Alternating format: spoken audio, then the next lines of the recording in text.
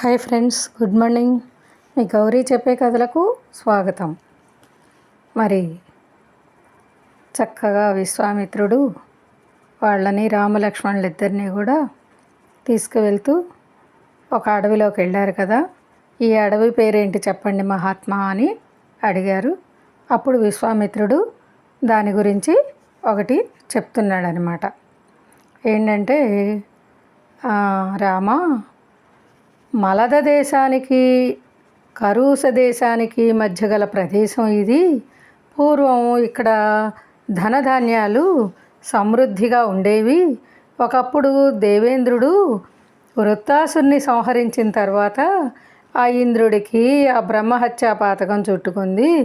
మరి ఆ కుచిత్వం, ఆకలి, ఆ రెండు కూడా వాళ్ళని పీడించవటం మొదలెట్టాయి. అప్పుడు దేవతలు, ఋషులు ఆ ఇంద్రుణ్ణి గంగా నది గల మొదలగు పుణ్యతీర్థాల్లో మంత్రభూతంగా స్నానాలు చేయించి అతనికి అశుచిత్వం, ఆకలి కూడా రెండు పోగొట్టారు. అయితే ఇంద్రుడికి పుణ్యతీర్థాల జలాలు కలశాల్లో నింపి స్నానం చేయించిన ప్రదేశంలో ఆ అశుచిత్వం, ఆకలి అంటే ఏంటంటే కరూసం అన్నమాట, ఇంద్రుడి నుండి ఆ భూమిని సంక్రమించాయి. అయితే అదే ఈ ప్రదేశం.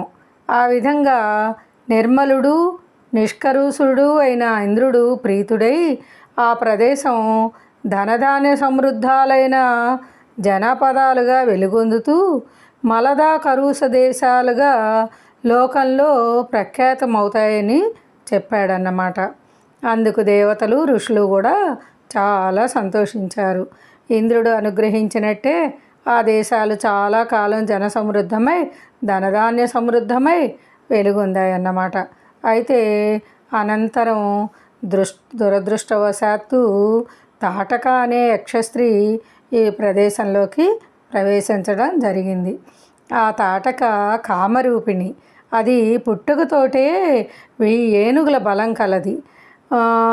సుందోపసుందులు అనే రాక్షసుల్లో ఒకడైన సుందుడి భార్య. దాని కొడుకే మారీచుడు. వాడు ఇంద్రుడితో సమానమైన పరాక్రమం కలవాడు. ఆ మారీచుడి బాహువులు గుండ్రంగా మెలికలు తిరిగి ఉంటాయన్నమాట. వాడి ముఖం చాలా వెడల్పు. వాడు భయంకరమైన ఆకారంతో ఎల్లప్పుడూ కూడా ప్రజలను భయపెట్టేవాడు. ఊళ్ళకు ఊళ్ళే నాశనం చేయడం మొదలుపెట్టాడు. దుష్టురాలైన ఆ తాటక ఈ మలదా కరూస దేశాలను ఎల్లప్పుడూ కూడా నాశనం చేస్తూ ఉండేది. ఇక్కడికి 1.5 ఆమడల దూరంలో ఆ తాటక మార్గాన్ని అడ్డగించి నివసిస్తూ ఉంది. అదే తాటక వనం. మనం ఇప్పుడు అక్కడికి వెళతాం. నీవు నీ బాహుబలంతో దుష్టురాలైన ఆ తాటకని సంహరించు. నా ఆజ్ఞ ప్రకారం అలా చేశావు అంటే ఈ దేశం మునుపటిలాగా కళకళలాడుతూ ఉంటుంది రామా. పుణ్యప్రదమైన ఈ ప్రదేశాన్ని పాడుపెట్టి భయంకరమైన నిర్జన ప్రదేశంగా మార్చింది ఆ తాటకయే. భయంకరమగు ఈ ప్రదేశంలో ఎవరూ ప్రవేశించలేరు. ఈ వనం ఎందువల్ల భయంకరమైందో, దీన్ని తాటక ఎలా నిర్జన ప్రదేశంగా చేసిందో అది కూడా నీకు నేను తెలియజేస్తాను. విశ్వామిత్రుడు ఇలా చెప్పగా విని రాముడు, మునివర్య, యక్షులు బలహీనులని చెప్పుకోగా విన్నాము. ఇక స్త్రీ అంటే బలం లేనిది కాబట్టి అబల అంటారు. అలాంటప్పుడు ఈ తాటక 1000 ఏనుగుల బలం గలది ఎలా అయింది అని మళ్ళీ ప్రశ్నించాట. అందుకు విశ్వామిత్రుడు, రామ, వరప్రభావం వల్ల తాటకకు అలాంటి బలం కలిగింది. అంచేతనే స్త్రీ అయినా మిక్కిలి బలాఢ్యురాలుగా ఉంది. పూర్వం సుకేతుడనే యక్షుడు ఉండేవాడు. అతను మహాపరాక్రమశాలి, సదాచారం కలవాడు. అయితే అతనికి సంతానం లేదు. పిల్లల కోసం ఆ యక్షుడు గొప్ప తపస్సే చేశాడు. బ్రహ్మ అతని తపస్సుకు మెచ్చి పుత్రుడు కాకుండా ఒక కుమార్తె కలిగేలా వరం ఇచ్చాట. ఆ కూతురే ఈ తాటక. దానికి 1000 ఏనుగుల బలం కూడా పరమేష్టి అనుగ్రహించాడు. తాటక పెరిగి పెద్దదయ్యి యవ్వనంతో చక్కని రూపంతో ఉండేది. అప్పుడు సుకేతుడు తన కుమార్తె తాటకను జుష్యుని కుమారుడైన సుందుడికిచ్చి పెళ్లి చేశాడు. కొంతకాలానికి శాపం వల్ల తాటక రాక్షసత్వం పొందిన మారీచుడని కొడుకుని కన్నది. వాడు మహాపరాక్రమశాలి. అయితే ఏదో కారణం వల్ల అగస్త్యుడు సుందుణ్ణి చంపేశాడు. అప్పుడు తాటక కోపంతో తన కుమారుడు మారీచుడితో కూడా వెళ్ళి అగస్త్యుడిని మింగబోయిందయ్యా. అంతటి అగస్త మహర్షి మారీచుడిని రాక్షసుడు కమ్మని శపించాడు. తాటకను చూసి కోపంతో, ఇక నుంచి నీవు ఈ రూపం విడిచి పెద్ద పొట్ట, వికృతమైన శరీరంతో, ముఖంతోనూ భయంకరాకారంతో సంచరిస్తూ మనుషుల మాంసం భక్షిస్తూ ఉండు అని శపించాడు. ఆ శాపానికి తాటక అగస్త్యుడిపైన కోపించి పూర్వం ఆ మహర్షికి నివాసంగా ఉన్న మంగళకరమైన ఈ దేశం అంతటిని నిర్జీర్ణమైన భయంకరారణ్యంగా మార్చివేసింది. రామ, గోబ్రాహ్మణుల మేలు కోసం నీవు దుర్మార్గాలు, భయంకరాలు, దుస్సాహమగు పరాక్రమం గల ఆ తాటకని సంహరించు. శాపంతో కనిపెంచుకొని ఉన్న ఈ తాటకను నీవు తప్ప ఈ 3 లోకాల్లో ఎవరు కూడా చంపలేడు. ఆడది ఎలా చంపుతాన్ని సందేహించుకు. 4 వర్ణాల వారి మేలు కోసం రాజపుత్రుడైన వాడు ఇలాంటి పని తప్పక చెయ్యాలి. ధార్మికుడైన రాజు ప్రజలను రక్షించాలి. అందుకుగాను ఈ పని చేయడం క్రూరము కాదు, పాపము కాదు, అపరాధం కూడా కాదు. రామ, ఏది ప్రజలకు హితమో దాన్ని చేయడం రాజు కర్తవ్యం. రాజ్యభారం వహించే వారికి ప్రజారక్షణ నిమిత్తం ఏ కార్యమైనా చేయడం ఎల్లప్పుడూ ధర్మం. చూసారండి ధర్మం గురించి ఎలా ఉపదేశించాడో విశ్వామిత్రుడు.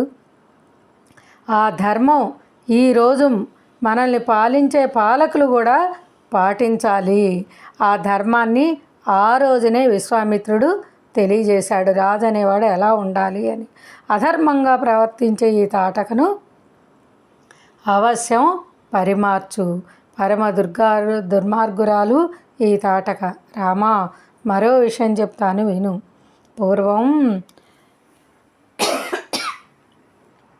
విరోచనుడి కుమార్తె మందర భూమిని నాశనం చేయడానికి పూనుకొంది.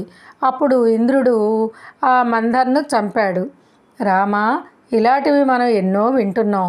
పూర్వం ప్రపంచంలో ఇంద్రుడే లేకుండుగాక అని శుక్రుడి తల్లి భృగుమహర్షి భార్య ఇంద్రుణ్ణే చంపేయడానికి సిద్ధపడింది. అలాంటి పాపానికి ఒడిగట్టిన భృగువు భార్యను విష్ణుమూర్తి సంహరించాడు. కాబట్టి ఇప్పుడు నేను చెప్పిన వారే కాక అధర్మానికి పాల్పడ్డ స్త్రీలు ఎందరినో పూర్వం పురుషులు సంహరించారు రామా అని చెప్పాడన్నమాట. అది విని రాముడు దోసిలొగ్గి విశ్వామిత్రుడితో, అయోధ్యలో మా తండ్రి గారు సభలో గురువుల మధ్య పెద్దల మధ్య కూర్చుకొని, రామా, విశ్వామిత్ర మహర్షి నీకు ఏం చెబితే అది సందేహం లేకుండా చేయి నాయనా అని నన్ను ఆజ్ఞాపించారు. కాబట్టి మా తండ్రి గారి మాట నాకు అనుల్లంఘనీయమైంది. బ్రహ్మవాది అయిన విశ్వామిత్ర మహర్షి ఆజ్ఞానుసారం తాటకను సంహరిస్తాను. మహాత్మా, గోబ్రాహ్మణుల శ్రేయస్సు కోసం ఈ దేశం యావత్తు మళ్ళీ వెనకటిలాగా జనసమ్మర్ధము, ధనధాన్య సమృద్ధము కావడం కాక ముఖ్యంగా గురువర్యులైన మీ ఆజ్ఞ నెరవేర్చడం కోసం తాటకను తప్పక వధిస్తాను అని చెప్పి విల్లు ఎక్కుపెట్టి నారి సారించాడు. ఆ ధనుష్టంకార ధ్వనికి దశ దిశలు కూడా బద్దలైపోయినట్లుగా అనిపించిందిట. తాటకావనంలో ఉన్న వారందరూ ఆ చప్పుడుకు ఉలిక్కిపడ్డారు. ఆ ధ్వని విన్న తాటక సంభ్రాతయ్యై, ఇంతకాలానికి ఈ వనంలో ఇంతటి భయంకరమైన శబ్దం ఎక్కడి నుంచి వచ్చిందా అని కొంతసేపు ఆలోచించిందిట. తరువాత పట్టరాని కోపంతో ఆ శబ్దం వినిపించిన దిక్కుకు పరిగెత్తిందిట. మరి ఆ తాటక అంత దూరాన ఉండగా రోత పుట్టించే దాని శరీరం, భయంకరమైన వికృతం అయిన రూపం చూసి రాముడు లక్ష్మణ్తో, లక్ష్మణ, చూసావా ఈ తాటక రూపం ఎంత భయంకరంగా వికృతంగా ఉన్నదో. దీన్ని చూస్తేనే పిరికి వాళ్లకు గుండెలు పగిలిపోతాయి. ఎదిరించడానికి శక్యం కానిది, మాయా బలం కలది అయిన ఈ తాటకను ఇప్పుడే ముక్కు చెవులు కోసి పరాభవిస్తాను చూడు లక్ష్మణ. ఆడది కాబట్టి దీన్ని చంపడానికి నాకు చేతులు రావడం లేదు. దీని కాళ్ళు చేతులు నరికి వేస్తాను. అప్పుడు దీని పరాక్రమం గమనం లేకుండా చేస్తాను అని అన్నట్ట. రాముడు అలా అంటూ ఉండగానే తాటక మహాకోపంతో చేతులు పైకెత్తి గర్జిస్తూ లక్ష్మణుడి వైపు వెళ్లకుండగా రాముడి మీదకు వచ్చిందిట. అది చూసి విశ్వామిత్రుడు అంటూ దాన్ని అదిలించి రామా భద్రం నాయనా అని హెచ్చరించాట. రామలక్ష్మణులకు జయం సిద్ధించుగాక అని ఆశీర్వదించాట. మరి చూసారా అండి, ఆనాడు రాముణ్ణి తీసుకెళ్ళిన విశ్వామిత్రుడు రామునితో రామకార్యాలు ఎన్ని చేయించాలో అన్నిటికీ కూడా శ్రీకారం చుట్టాడన్నమాట. మరి గురువులు అనేవారు అలా రాజ్యాలకు మంచి చేయడానికే వారు ఉండేవారు. వారు స్వార్థంగా ఎప్పుడూ ప్రవర్తించాల, నిస్వార్థంగానే ఉన్నారు లోకహితం కోసం. మరి తాటకను చంపటానికి విశ్వామిత్రుడు రంగం అంతా సిద్ధం చేశాడు కదా. మరి రేపు ఏం చేస్తారు రామలక్ష్మణులు అనేది రేపటి కథలో తెలుసుకుందామండి. మరి మీరు లైక్ చేయండి, షేర్ చేయండి, సబ్స్క్రైబ్ చేయండి. రేపు మళ్ళీ కలుసుకుందామరా. మీ గౌరీ పూర్ణ. బాయ్.